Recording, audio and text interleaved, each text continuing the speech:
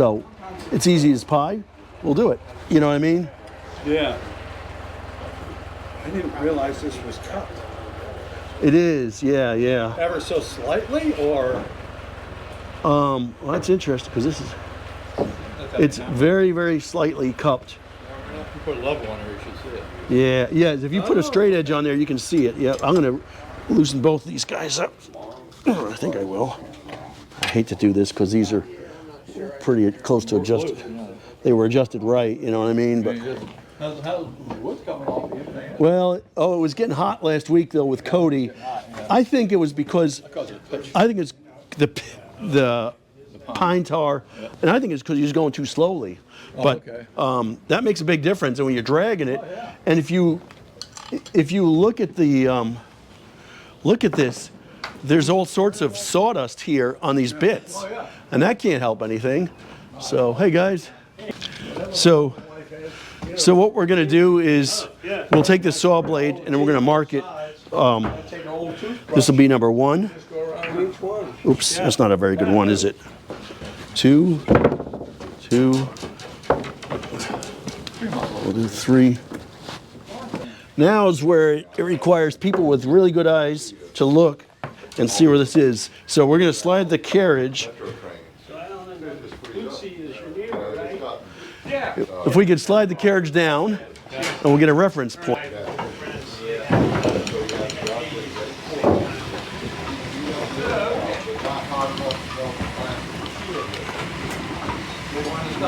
I will. Keep going. Oh, that looks good to me. Stop. All right, so who's got really good eyes and likes to measure? Not me. All right. Would you give me a number? Give me a number and tell me what you got on number 1. So we're measuring the distance between here and here, okay? Where and where? I don't care. Between the saw blade and this piece of metal. And then, yeah,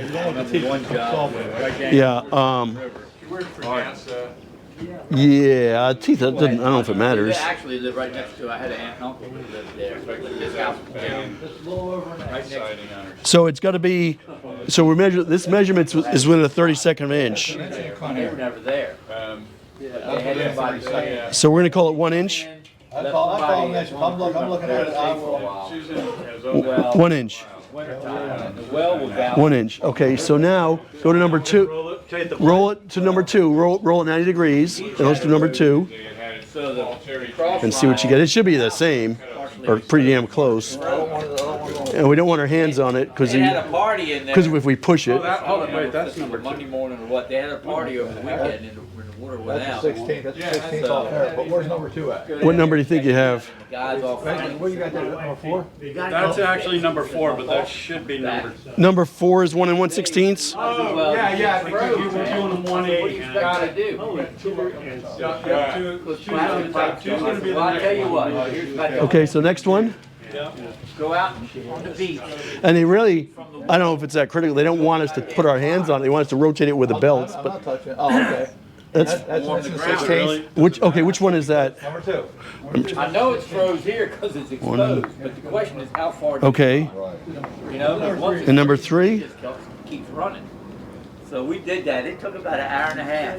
So, and I tell them every now and then we go and turn the pump on just to pressurize stuff. Inch, 1 inch. On, just let it weep. So now what we're gonna do. Now what we do is we push the carriage to the outbound side. By each one. Yeah. No, because it's flexible. So So it's not like PVC. you push the carriage. They can get it. Yeah. Yep. So that's how you put it together. You heat it up and then you put a stick of barber fitting in it and then hose it. So we did that. 16th. We get 2 inches, It 16th. took a while. I said, well, Got it. Okay. So now let's push the carriage down and measure the outbound side. you know, that means water's moving. It's going to melt that. Eventually it thawed it out. But he looked at me like I was crazy. I said, look, the only thing I can try, we'll build a fire out here. Keep a fire going on the ground and warm the ground up. It doesn't matter which one you do. We can just do all 4 of them, and I'll write them down what we got. No, I mean, you want to measure off of that? Yes, yes, sir. Yes, sir. You got it. You got it. Okay, I'm gonna go down there. Go for it. Forecast, we'll be above freezing in a few hours. so. Yeah, no, that wasn't gonna happen. Gotcha. No, you Plus, want to do the. not knowing how far the ice ran, you know, it was So, and part of this earlier, Alan and I, we put pretty much a laser and a line on these tracks because if the tracks are off, you get it going. it's going to be screwed up. But the husk, the main portion of the saw blade, is fixed to the mandrel, so that's not adjustable. Pretty much, the adjustment has to happen in these big bearings up here. Actually, do it right to where you were doing it before. Were you doing it in the middle, or were you doing it right? This is what I got, so. This end's gotta come down some. Just come down a little bit. Okay. Where are we going? The first way, you go back, right? Yeah. Okay, right there. Hands off the saw. Don't touch that saw. Number 3 is 1 inch. Number 3 is 1 inch. Oh, that's interesting. Yeah. Hold it and pull it out. Okay. So try another one. Number 2 next. It's hard work pulling a pump too. Number 2 is that's a 16. Not very deep. Okay. And the water level's pretty shallow. Yeah, maybe 60 feet, 80 feet. I'm not sure how deep it was. Something less than 100. We had it strung out all across the yard. Yeah. With the loads of bottom. Number 1's an inch. That plastic pipe is so that's brittle, the we one, had right? to warm it up with the torch to get the. No, that's bars number in 4. there. Number 4 is an inch. I'm We sorry. did it though, we knocked it out. That should be number 1. The other one was number No, I think one. this is all in one day. No, this isn't. That was interesting. I've Because never done a it's well. 3, 4, 1, 2. This, if all counts, this should be an inch and 16. So let's see what happens. So what did you get for the all about snappies. now. Oh, yeah. That's an inch. Listen after. 16. So take a look at this. These numbers tell me we don't really have any Rock lead. country, they don't use snapping. Inch and 16th and an inch. We got 6. I've got They got larger inch, cases. Uh-huh. 1 16th, and 1 But what they do is 16th, they and 1 inch, 1 inch. Uh-huh. One of them I show 1 three-sided 16th flange and on 1 the inch. inside of the pipe. Okay. Oh, okay. So one of them And they shows go a little on bit the of top lead, the pipe for going to the and pump. actually Has a- it's leading the wrong something like a direction. Flat face. and Because- It's on the tail end. It's on the tail end. Right. It just sits in a. Well, that's fascinating because that's telling me Well, if it's on tail end going that way, it's okay because it's pushing forward. well, away you from want it. you want this to touch first Right, and this by is about. They said I read the book, so it's gotta be right. I hope this is not too boring for everybody, but I wanted to give you a little bit of a taste of what a bunch of amateurs go through running the sawmill. So remember, we operate this mill 4 hours a week is what we'll call it, and we're all volunteers. None of us here are professional saw operators. None of us are here are real millwrights. And as it turns out, we keep learning, and that's a good thing, and we're learning a lot. So the first thing we've learned is the saw needs lead, and I know that, we know that. How much lead? We got a 48-inch saw, we got a 56-inch saw. Some people say up to 3/16 of an inch. I think that's a little bit excessive. What do I know, though? One of the things, which is a hint, is if you see boards that are being cut on the sawmill, and you see the saw is leaving a mark on the going inside and the going out, that goes into and that goes out to, okay, the saw blade is hitting it both sides, you might not quite have enough lead, or something else is going on. And that's a hint for us. And as Dr. John Clark has told us, aka Frickin' Jeep, if you don't have enough lead, it'll rob about 30% of the power because you're trying to cut the log twice. And he's exactly right. In our case, what was happening is the saw is getting hot right near the center. The bearing's not getting hot, but the blade itself is getting hot. So we're going to adjust a little bit, and we'll see how it works from there. It turns out a really good reference manual, and we're kind of using it as a Bible, is Jeff Lesak, Lesak. Do a search on the interweb, you'll find it, of Jeff's Saw Pounding, has a really good troubleshooting guide. And if you read it, it says when you're adjusting the lead, you're not supposed to adjust the end where the pulleys are. You're supposed to adjust the end close to the saw. Well, we go back and do that on Tuesday, so sorry about that. That was a mistake to do that, but we learned. The one thing for sure is you have to adjust the guides and get them out of the way. The guides are little maple pieces that hold the saw blade into place when you're adjusting the lead or doing anything like that. So that's what Cody and I are doing. Cody's a great wrench. He does a wonderful job, except for losing a tool once in a while. Thanks, Cody. In the sawdust, which we'll never find. But he's young, he's energetic, he's motivated, and we'll get it going, and let's see how it goes. But adjust the guides, get him out of the way, and if it's running right, like frickin' Jeep says, they should be a business card away from the saw blade. The part I struggle with is how much lead should we have? And there's no set number. I like numbers that are facts. I want to go north, I want to go south, east, and west. I want to go 6 miles, 4 miles. It doesn't work like that. And I've talked to many, many people. Well, you do this, maybe a 16th of an inch, maybe an eighth of an inch. It depends. It depends on what. And I think what happens is it depends on how the saw is running. And they're exactly right. So we were not quite running enough lead. We had a tiny bit, but when we see saw marks on the outfeed end of the log, that tells us we have a problem, Houston. So we're going to fix it. So Alan's a sawyer today, and these are one of the cants that Cody cut last week. So we'll see how this works out, and we're going to see how hot the saw gets. It should ideally be close to ambient temperature or a few degrees above ambient temperature.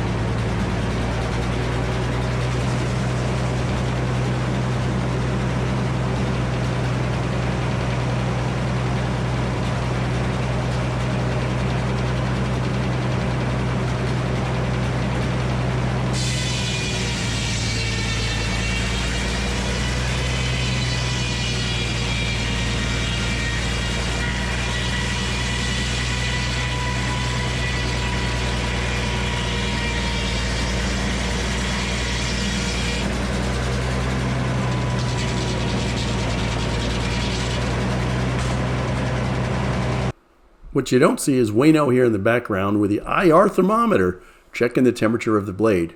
But if you look at it, it's starting to go cattywampus on us. Cattywampus is when it doesn't run true. Yeah, see his hands going like that? Why is it doing that? It's doing that because it's getting hot. Not getting hot because the bearing, and it's not getting hot because he's going too slowly, but it's getting warm. What does this mean?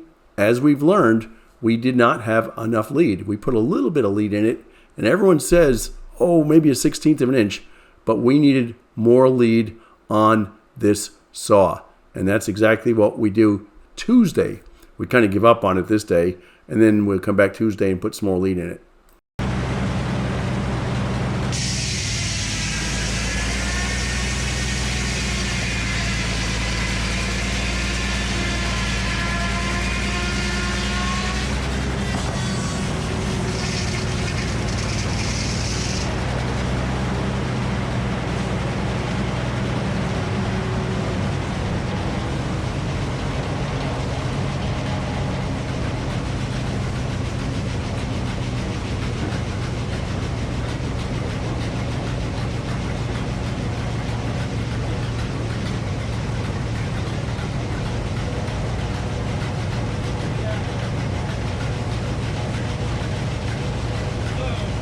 So Alan here is going to try and push things through a little bit. And I'm going to try to get some nice 1x6 boards or 2x4s or 2x6s. Even though it's running a little bit hot, it's not ideal. I think we've improved it, but he's sawing a little bit quicker. And this is again where it's not entirely clear. One of the interesting things, we're really grateful from the Garmin Brothers Lumber down the road in Crownsville, Maryland. They run full-time circle saw, and they run a bandsaw. And one of the things Gary told me, he says, look, sometimes we don't know what's going on. We make changes, we do this, we do that, and it starts working or it doesn't work. But one thing he did say, and I'll repeat this, if they're starting with a big, fresh piece of hardwood, a white oak, which is valuable, they're going to put new bits on it. A set of bits might cost them probably $100 and maybe $20 labor to put them on it, so it's $125. And the boards or the logs are worth a whole lot more than that. So we're thinking about that too. I just called up Payne, BH Payne, and we ordered a whole bunch more bits. But we're learning too. And as Gary said, sometimes we don't know what's going on. But they do have a 150 horsepower electric motor, 3-phase motor. Probably not in the works for us.